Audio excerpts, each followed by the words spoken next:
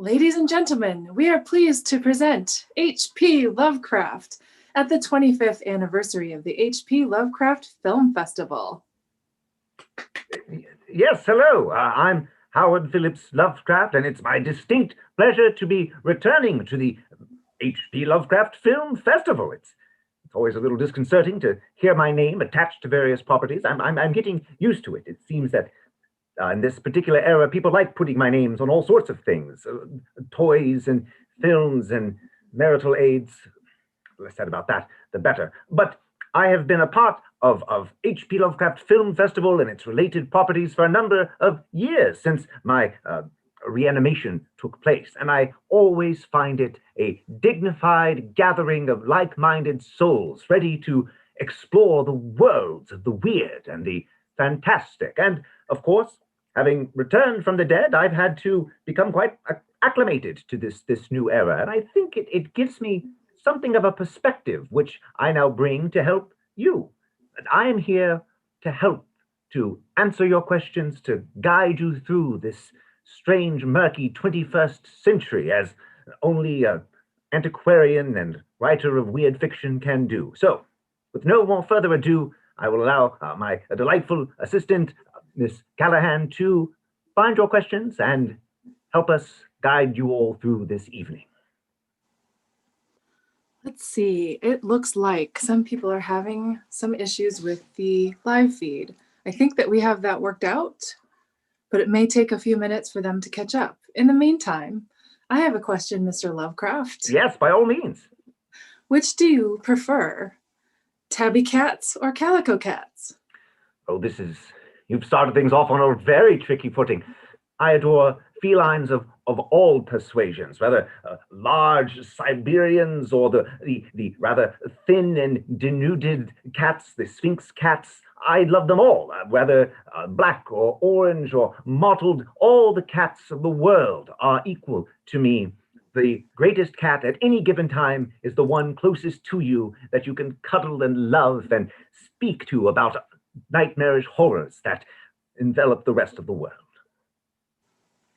Excellent.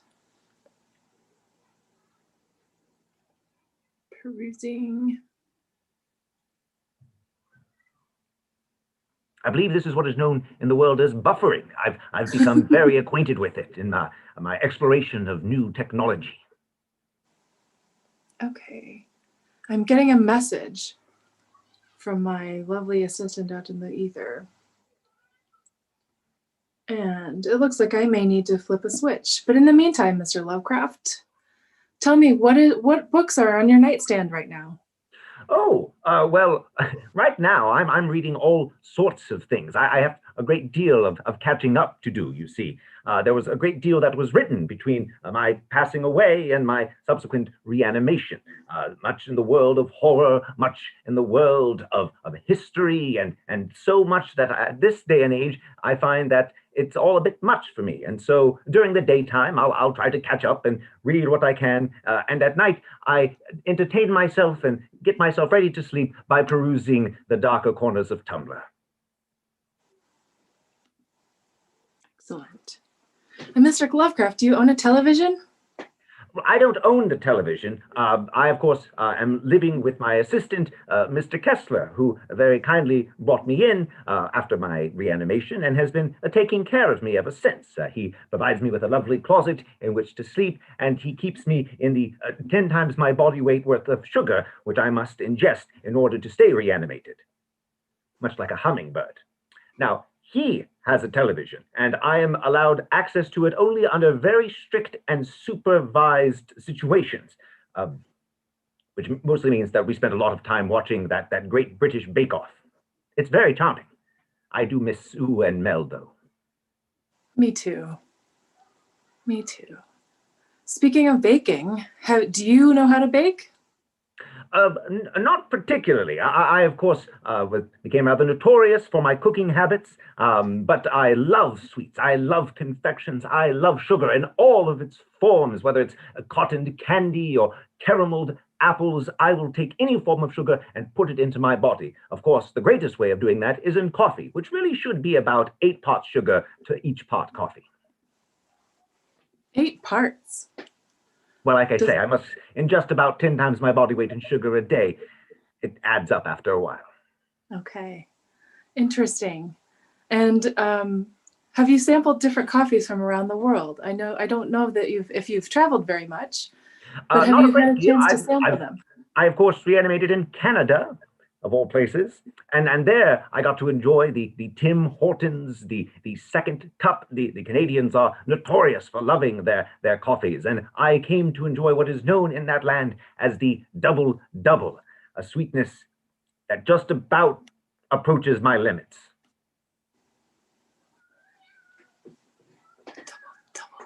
Tim Hortons, is that a mythological place where you can get donuts, coffee, and other things? Yes, they sell all sorts of delightful confections. Here, of course, in maintaining that wonderful Canadian spirit, you will get deals when various sports teams win, particularly hockey teams. They're very devoted to their hockey, even here in the United States. Okay. Pardon me, sir. I believe I found the problem, and it should be working for people now. I am going to update the Discord and back out of this. So, welcome to Ask Lovecraft. If you're watching live, I'm going to welcome you again because there was a problem with the video feed, and that we have fixed now. So welcome everyone in the Discord group that's watching. We are ready to take your questions now. Yes, I do apologize for any delays. I suspect there were some mischievous zoogs chewing at the cords. That's definitely just a little bit of humor. I'm well aware of the fact that my creations are fiction. Please, I don't want to concern you or think that I need to be taken away. Okay. Zoogs, what was your inspiration for creating those fanciful creatures? Well, I needed something to act as an antagonist for the cats. You see, the cats in the Dream Quest of Unknown Kadath were going to play an integral role. I knew that. And so I needed something for the cats to help rescue our dear protagonist from. And so I thought, what is the opposite of the cat? What is something that's so repulsive, so unspeakably vile? And my first thought, of course, was to just make them dogs. But I knew I'd get complaints and letters and so on and so forth. So I took off the D, added Zo, and you wound up with Zoogs. Excellent. So people in the Discord, I think, are on a little bit of a delay with us. So it may take a little time for them to catch up. But if you're tuning in, we are taking questions for Mr. H.P. Lovecraft to answer. And we are so honored, by the way, to have you here at our 25th anniversary celebration. I am absolutely amazed that you have been at this for 25 years. Are there really 25 years worth of films people can make that have anything to do with my stories? I mean, to be fair, I began running out of ideas after about week 7. Week 7. But sir, how many years did you write stories for? Well, if I'm being honest, I was writing all my life. I wrote as a small child. I penned stories and fables based on Greek mythology or the tales of the Arabian Nights. You can find stories that August Derleth dug up and published going back to my very childhood. So really, I've been writing as long as I was able to hold a pen in my tiny little digits. So you were writing, but did you also publish? Well, not as a small child, no. I imagine I was rather constrained by what I could access in my infancy. No, my publication, of course, is known my work through weird tales and the fights I had with Farnsworth and all the rest. Of course, many of my stories would be published posthumously, and so I had to wait until my reanimation to see what they looked like in print, and it was a bit alarming.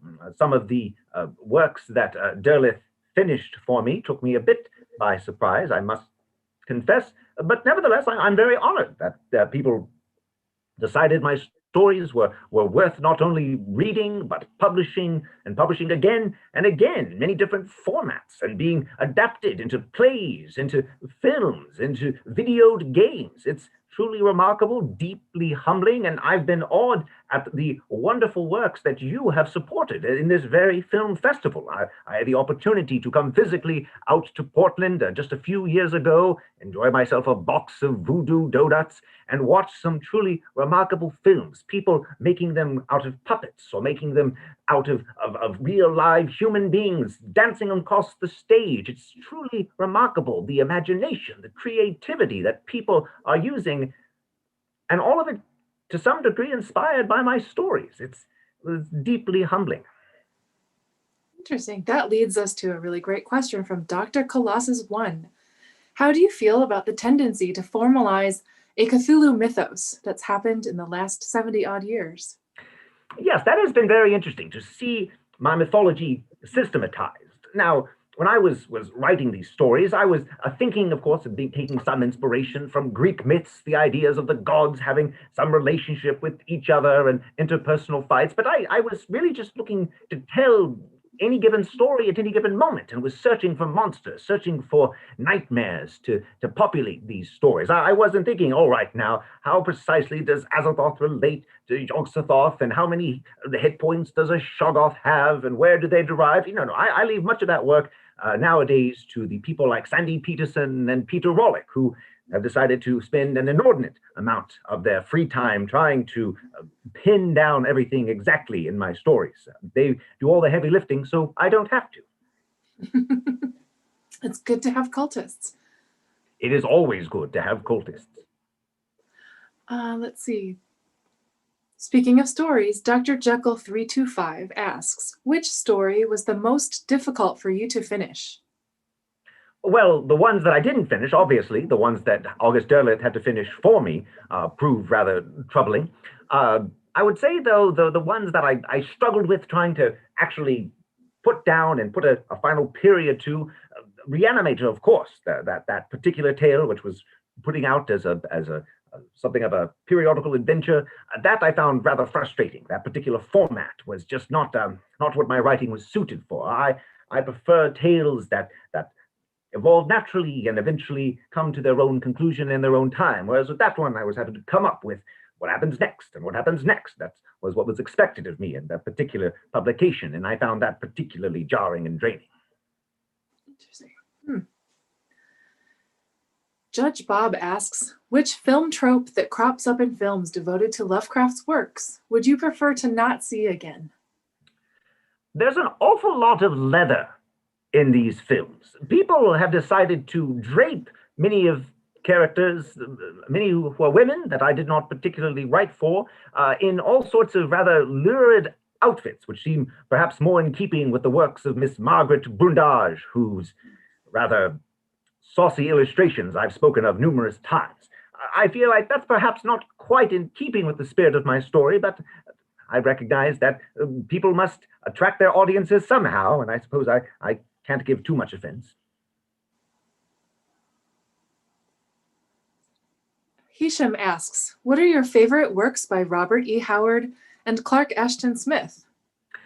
I loved Clark Ashton Smith's poetry, the way he was able to capture images and put them into these words beyond describing. He was a master. He was an artist, of course, and I believe that helped his ability to see art and see the world in many different mediums, not only through the written word, and not only through painting and sculpture, but able to intermesh them together and use that brilliant psyche in order to truly tell something delightful.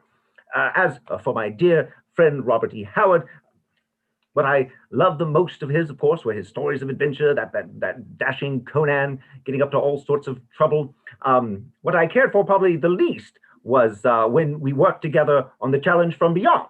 And this was a tale that was told in different parts, with each writer picking up where the other left off. And in my portion of the tale, I was talking about alienation, a human winding up in an alien body winding up in a human mind, and going back and forth, and what is identity, and who are we, and what does it mean to be in a large universe that does not understand us.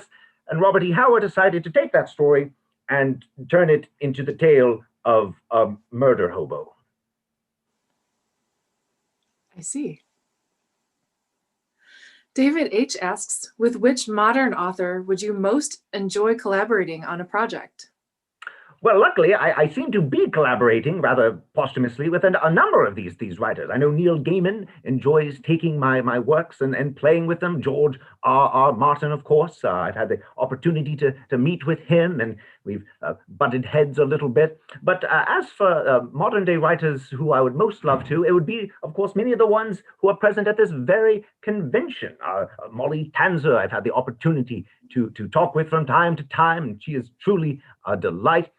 So many of the other writers we see here, Mr. Laval, of course, I think is doing some truly mesmerizing work. Really, I'm interested in where people take their ideas and run with it. I'm not too concerned about how they play with my monsters and my toys. I'm much more eager to see the future of literature. Very nice. Judge Bob asks, so looking beyond his use of leather, what is your opinion of the works of Clive Barker? He certainly knows what he likes. I have to hand it to that. He is a man of very specific tastes, and I think he is truly able to bring his ideas to fruition in a way that is very visceral and at times rather sticky. And well, I have to applaud any artist with that level of will and forthrightness.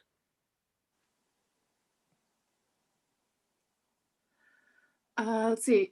Judge Bob asked earlier, and he must have missed our conversation about cats.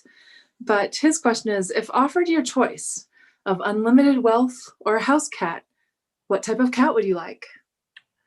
Well, as I said before, any type of cat is the best sort of cat. A cat that's with you, a cat that is taking the time to spend some of its rather limited lifespan with us crude humans, that is a truly monumental gift. So the type of cat I would want would perhaps be just a newborn cat with its whole life ahead of it. We were able to spend together exploring the wonders of the world.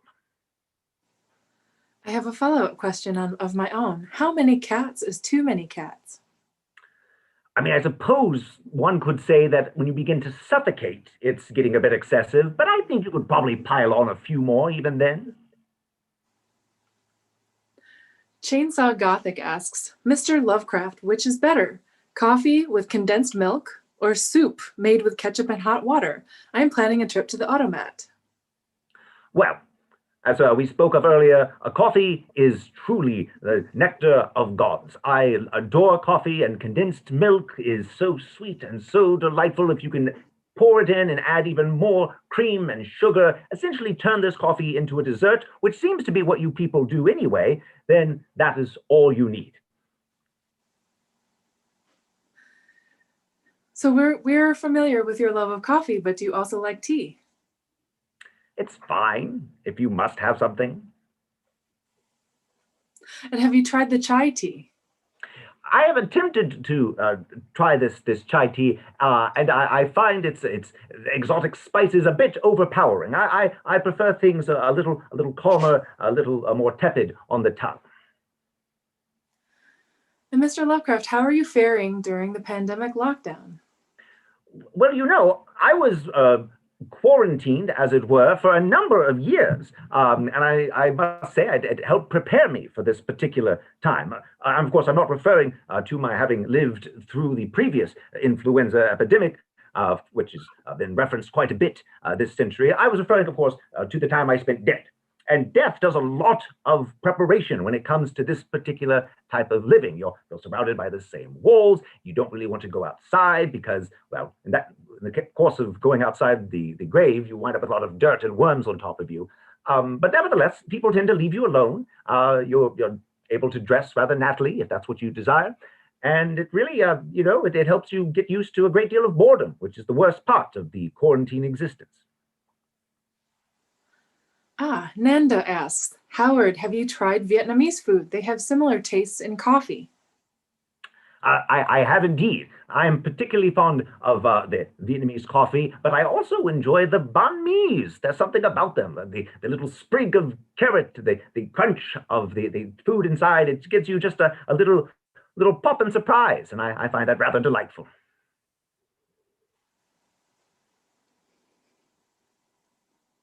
Dr. Jekyll 325 asks, Mr. Lovecraft, would you kindly share your best advice for an aspiring poet? Write and read and dream. That is all you need do as a poet. Write because that's what you're going to do no matter what. If you are a poet, if you are a writer, writing is an obsession. It bleeds out of you. It is a compulsion you cannot fight against.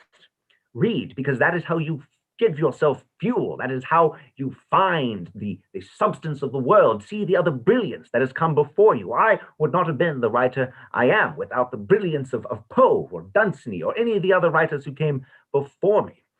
And dream, because it is in dreaming that you unlock the inner world of strangeness, the inner nightmares that are what your audience truly craves. Even if you're not writing in a weird milieu, even if you're writing love poems or talking about mawkish sentiment, if you can capture your nightmares, if you can capture that darkness that lurks within every single human, then you will come to the truth. And that is poetry at its heart, is truth. Capture that, and the rest is easy. Greg asks, Mr. Lovecraft, have you found that Chef Boyardee brand of canned pasta products is far superior to the canned spaghetti of the 1930s?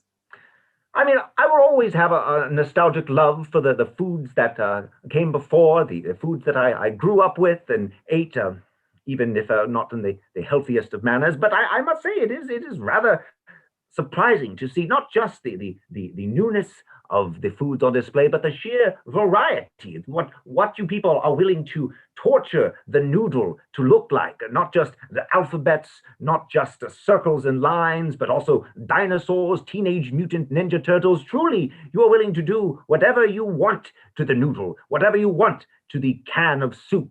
You have no conscience and utter depravity, and that is always delicious. David H. asks, and we seem to be on a food kick here, what's your opinion of nougat? It seems to me to be a sort of inert shoggoth. Yes, I don't care much for things that get stuck in my teeth. I had a little bit of nougat in the back of my mouth while I was under the ground for many decades, and really, I don't recommend it to anyone. Expanding our worlds, Judge Bob asks, which of the nations of the modern world would you most like to visit for inspiration? Well, that, of course, is the thing that I miss most about being alive, was the fact that I was not able to travel as much during my lifetime. I got up to Canada, which is fine. I went down to Florida, which was also fine, but I never was able to traverse over into Europe to see the great sites, the ruins of the Roman Empire, or traverse into Asia to see such relics and continuation of civilizations going back millennia. I never traversed down into the Southern Americas or Africas or the Australasian plateaus. I was stuck for the most part in Rhode Island. And while, of course, I love Providence of blessed memory, now that I am alive, I would love to be able to travel. I'd love to be able to find these places that I was not able to go in life. And then the quarantine happened and Americans were forbidden to go anywhere. So I suppose I'll just have to wait a little longer. Green Herring asks, Mr. Lovecraft, what has surprised you most about life in 2020? It's very busy, and yet not so. You see, I was reanimated a few years ago, and so I've had a bit of time to try to get acclimated to this 21st century, the way you people use technology, the ability to do what we are doing now. I am able to talk with you from this small room without having to shout loudly enough to be heard miles and miles away. I'm able to carry on this delightful conversation. This would have been unthinkable in my life. You people have this technology, you have this capacity, and you're able to take it for granted. You're able to be bored with it. That is remarkable. That is truly amazing. And this year in particular, I think, has shown just how humanity's capacity to overcome great hardships and obstacles, use technology to reconnect, find ways to bring everyone together, and to still somehow be miserable and bored and find it all rather banal. It's truly a marvel of the human mind. Dr. Colossus 1 says, Mr. Lovecraft, if you started your writing career now, would the internet have made it easier for you to gain an audience versus waiting for weird tales to pick up a story? Or would your voice have been lost in a multitude? It's rather hard to tell, of course. My success came rather in spite of myself rather than because of it. I, of course, did not see a great deal of success while alive. It depended on word of mouth, on the friends and the young writers that I nurtured and worked with during my life. They took my stories and ran with it. And because of their own talent, because of their own skill, my stories got out there. They were suddenly being seen by a larger and larger audience. It had very little to do with me beyond just creating these relationships, creating these friendships. If I would be able to recreate this in this new modern age, I do not know. I don't think I would be able to market myself or network. I still haven't quite figured out what a LinkedIn is and all the rest. But the one thing that I do have going in my favor is that capacity to create friendships, to nurture them. That, I think, was the result of my success, or rather, what allowed my success, such as it was, to flourish. And the good thing about that is I was able to enjoy the fruits of friendship while I was alive in a way I was not able to enjoy the success. So it's a win-win situation all around. Hisham asks, with such easy access to email, social media, phones, and messaging, do you still correspond through the post office? I would love to be able to do it more. I do occasionally get letters from viewers of my program who write in. I get wonderful cards at holidays, and I think letter writing is truly one of the most wonderful acts. Don't get me wrong. I think that the modern age ability to communicate as we are doing now, or to be able to send off emails or texts instantaneously, it makes looking at cats very, very easy and very much on demand, and I approve wholeheartedly. But a letter is something else entirely. It's not about expedience. It's not about having something right away. A letter is an investment. You have to take time. You have to find an actual pen and an actual piece of paper. You have to figure out what someone's address is. And then you have to put all these alchemical reagents together and begin working. Take the pen, bleed the ink onto the page. If you make a mistake, you can't simply just go delete, delete, delete. You have to cross it out or start all over again. It's ritual. And once you have finished this ritual, once you have invested something of yourself, you don't just have a piece of communication that goes off in a flash. You have an artifact. And you take that artifact and you fold it and put it in its envelope and you send it on its way where it's touched by who knows how many hands before arriving at its target. And they have a piece of you. They have that investment. And they're able to do with it what they will. Throw it away, fold it up, have it laminated, or put in their papers for future biographers to discover and publish. It's out of your hands, quite literally. And there's something wondrous about that. Something unlike anything else in the world. I would also like to add that I find it very awkward how many of my letters have been taken and cataloged and published so that now everyone knows just what I was up to. It's a little embarrassing. Luckily, no one has found the letters to Bunny. We're going to keep it that way. Next question. Judge Bob asks, you've mentioned Florida.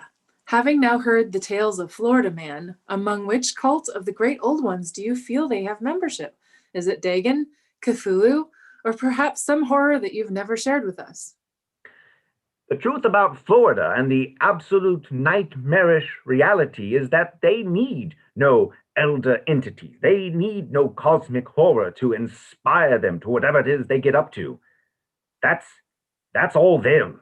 That is sui generis. And the fact that they are capable of that unprompted should keep us all up at night.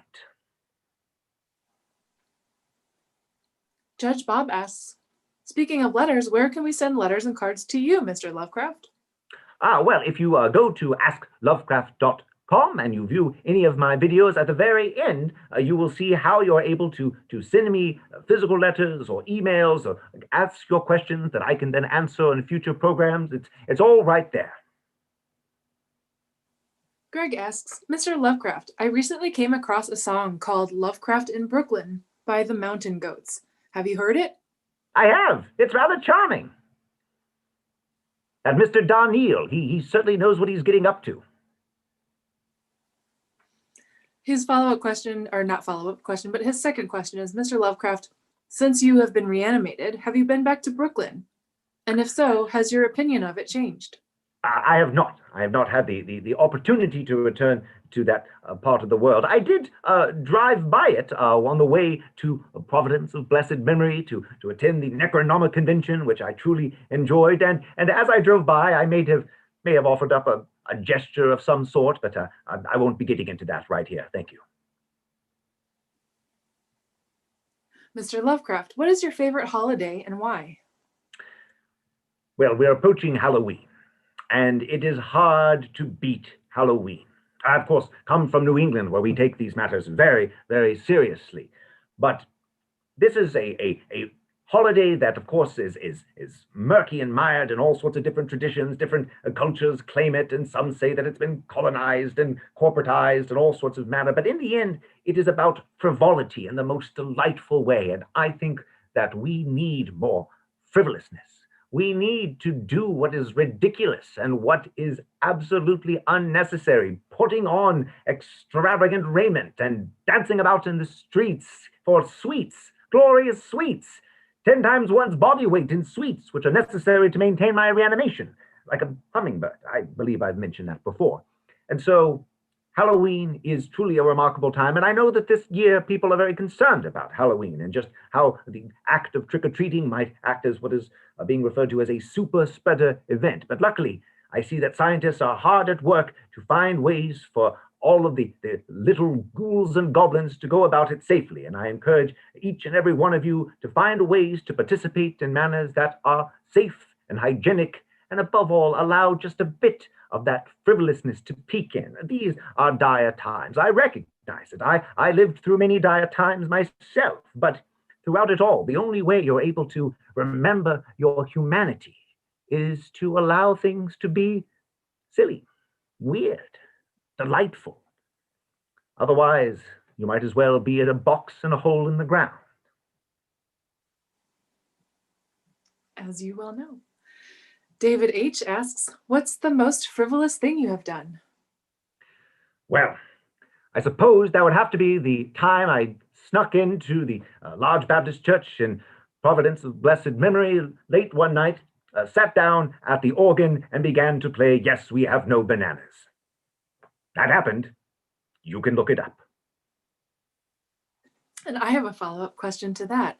Wherever did you learn how to play that song? It's been such a long time, but I'm going to guess one of my aunts taught me that one. That's what aunts are good for. Greg asks, Mr. Lovecraft, what's your beef with Belgium? I mean, it's Belgium. Next question. I think that give people a chance to catch up there.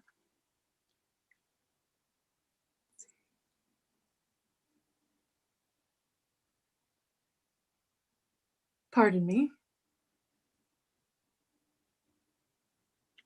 Standing by.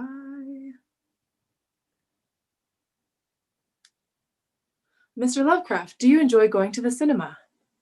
I do, actually. Obviously, I don't go these days for what I think are obvious reasons. But of course, I enjoyed attending cinema when I was alive. I got to see King Kong on the silver screen and all of its hairy delights. I think cinema is truly remarkable because, of course, when I was growing up, cinema was a new art form. It had only been around for a little while, and I got to see it in its infancy. And one of the remarkable things about cinema was how very quickly monsters began to take root. We were telling frightful tales of Frankenstein and giant dinosaurs, and as I mentioned, large hairy apes. And as cinema and horror have grown up together in the 20th century and now into this 21st century, we've seen how the two borrow and steal from one another, sometimes to the benefit of both, or sometimes to the detriment. I, of course, was very fond of horror that left things unsaid and undescribed. The idea of taking one of my nightmarish, unspeakable entities and putting it up on the big screen for all to see, I imagine, is quite a challenge for filmmakers. I do not give them an easy task, but I have been amazed at how they have taken this rather monumental task and succeeded, telling wonderful tales, showing without showing, or showing the effects and the horrors on the characters without ever having to truly give you the giant monster. And even when they do come up with giant monsters, they're delightful. So I think cinema allows us to tell stories in wondrous, unique ways that I certainly don't think I could have. Those, once one of my tales has been put on the big screen, I believe it is its own unique piece of art. I know, of course, there's been much ballyhoo about Mr. Stanley's production of Color Out of Space, and I know that did a wonderful job of taking my story and running with it in directions I could never have imagined, and I applaud everyone who worked on that film. It was truly a monumental undertaking. We liked it too. Mr. Lovecraft, I meant to ask you, when you were talking about Halloween, what's your favorite Halloween candy? Oh, well, as I said, nothing with nougat. Only things that are truly sweet, things that will absolutely melt your teeth, would have to be candied corn. I know that's not a popular choice, but I love it. Hisham asks, you've written stories featuring the adventures of Harry Houdini. Are there any living public figures that you would be interested in depicting in fiction now? Probably not any politicians, if I'm being fair. I think that would just be a little too on the nose. I think that these days, if I were going to be writing about people, I would be wanting to write about the scientists that are doing such wondrous works, the astronomers that are tearing into the fabric of reality to peer behind and see just what lurks on the other side. I'm particularly fond of Miss Katie Mack, who wrote an entire book about the end of the universe. Now that's what I call cheerful reading. Ross T. Byers asks, Mr. Lovecraft, how do you feel about stories where you appear as a character? It depends on how I'm appearing as a character. Sometimes they're rather dashing, and I'm out there square-jawed, punching bad guys and telling them what for. Other times, I'm just trying to destroy the world. And while I appreciate that there might be some honesty in that, it's always a bit jarring. I think that the strangest place to see myself is, of course, in films. The times that I have been portrayed, most memorably, I think, by one Jeffrey Combs, who took it upon himself to put some putty on his chin and portray me in the Necronomicon film. That was certainly a surprise. But the fact of the matter is, I don't care much for impersonations. The idea of someone putting on a suit and putting on a silly voice and pretending to be me, I find that rather childish and insulting, if I'm truly being honest. Judge Bob asks, judgment on the quality of the filmmaking. Sorry, let me start that over again. Judging on the quality of the filmmaking and special effects aside, which film do you feel best captures your work? Well, really, Stuart Gordon was a master of finding the true Lovecraftian horror within my stories, within my works, and putting it up on the screen. And the film of his that did that better than any other, that truly understood the nightmarish depths I was trying to communicate to my audience, of course, was Honey, I Shrunk the Kids. Dr. Colossus 1 asks, it seems like the term Lovecraftian is used more or less interchangeably with cosmic or mythos horror. Are there themes or settings in your body of work beyond cosmic horror and the mythos that you wish people would pay more attention to? Oh, yes. I think that the entire Sweet Ermengarde chapter of my literary history is being unfairly ignored. Where are the Ermengarde films? Where are the Ermengarde video games? You people are leaving money on the table. I have often said the same thing myself. Judge Bob asks, how do you feel about the new and widely varied flavors of candy corn available today versus the classic candy corn and Indian corn of the past? It is, of course, a marvel to be able to be spoiled for such choice, but I'm something of a traditional fuddy-duddy, and I like the old waxy varieties the best. Now, I think we do have time perhaps for one more question, then my assistant, Mr. Kessler, had a few words to say. Okay. Last call for questions. Anybody? Bueller? Bueller?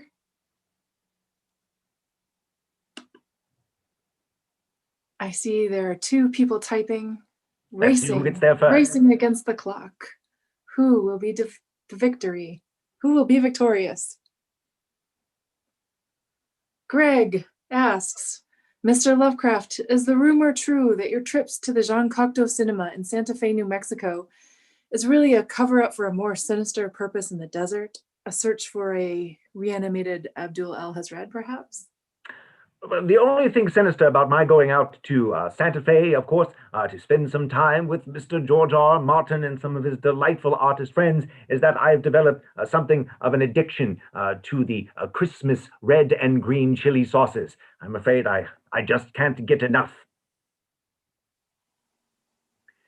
Well, thank you so much, Mr. Lovecraft. It has been my absolute pleasure. I want to thank every single one of you who is attending this festival. I know that these are strange times. I know you're tired of hearing that these are strange times, but nevertheless, the fact that you are taking a moment during these direness to enjoy a piece of art, to come out and ask questions of an old dead man, or just to enjoy the strangeness around you, it speaks to that need we have for the weird.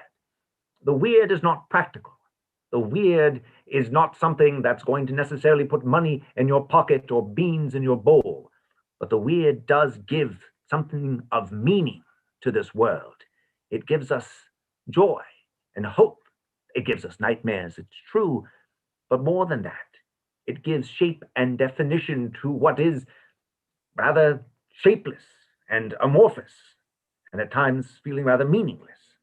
And so I want to thank you so much, not just for myself and for the folks here at the festival, but thank you for treating you and being good to you.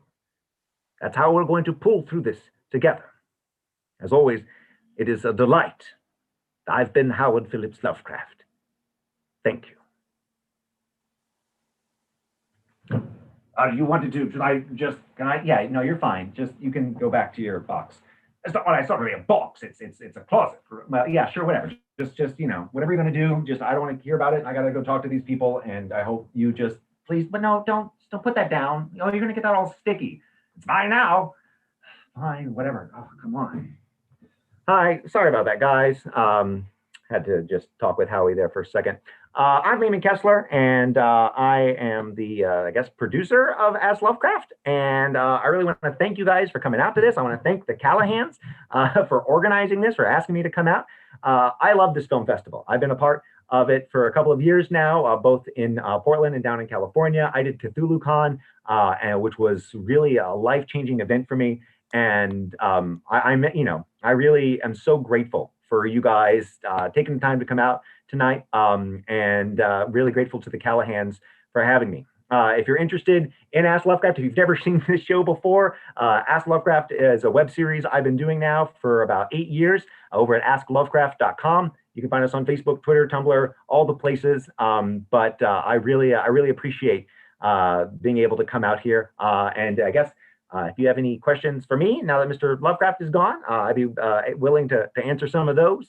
Otherwise, I know there's a lot going on, so I'll let you get to it once our time runs out. Yeah, there are some people typing questions now. Oh, there we go. Lots of thanks. Thank you, Howard. My cats also say thanks. There we go. Well, as long as the cats are happy, that's what's important. The greatest living Lovecraft filmmaker. Thank you, Lehman, for producing this. It was delightful.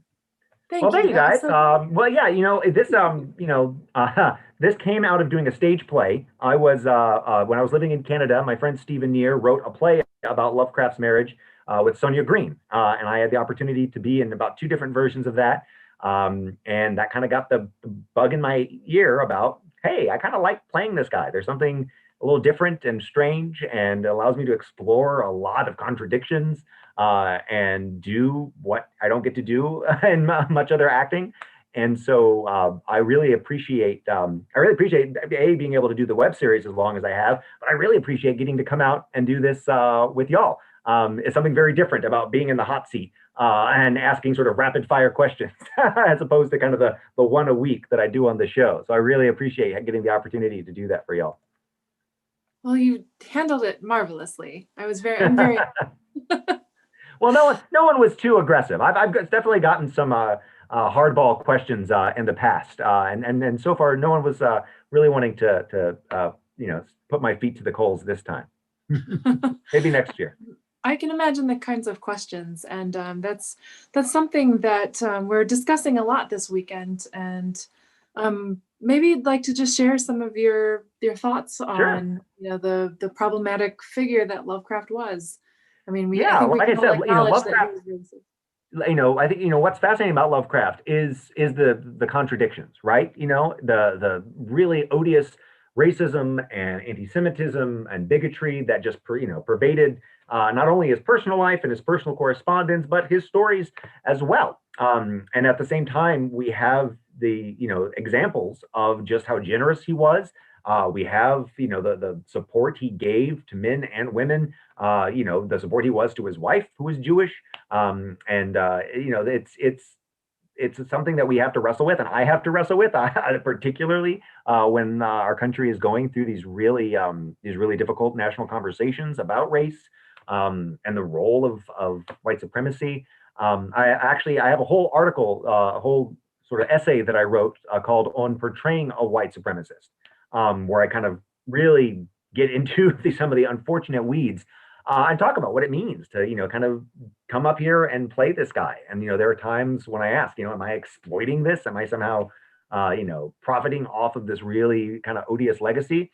And the way I live with myself is by trying to be as honest as I can, by not shying away from these conversations, by recognizing that the Lovecraft that I'm playing is not he's not a carbon copy, right? You never want to go full Lovecraft. He's an amalgamation of having read his letters and having read his stories and kind of putting stuff together. And it's the voice that came out of doing the stage play and stuff like that. It's a homunculus, that's how I describe it. But I think in my depiction, what I'm hoping to do is get at his essential humanity. Lovecraft wasn't a monster. He wasn't a saint.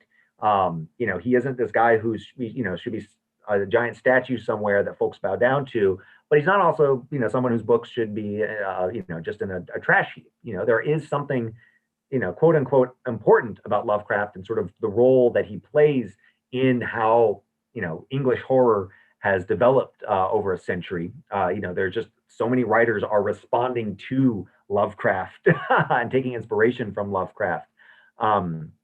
And so I think, I don't think we're done with him. And if we ever are, then I imagine it'll be because there's other better stuff out there. But until that time, I think, it's important to look at him and look at what he represents, to not just sort of try to hide away the unpleasantness or get frustrated that we're beating a dead horse and why do we always have to talk about this? The reason we always have to talk about this is that people keep discovering Lovecraft, right? I mean, people are seeing, Lovecraft Country on HBO. Well, I'm going to go Google Lovecraft and see what I find. Oh, okay, there are these stories. Oh, whoa, hey, there's a cat with a name. What? And so anytime that we have new fans, anytime that we have new people discovering Lovecraft, they're going to have to go through that whole cycle again and again of discovering Lovecraft, discovering the less than savory sides of Lovecraft, and having to wrestle with that and figure out, okay, what does this mean? Do I like this? How do I kind of compartmentalize stuff? And that conversation, we just need to be okay having that again and again and again.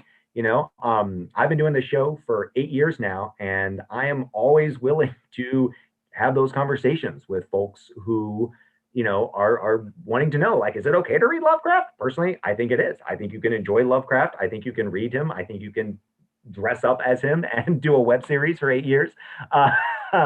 Maybe I'm biased.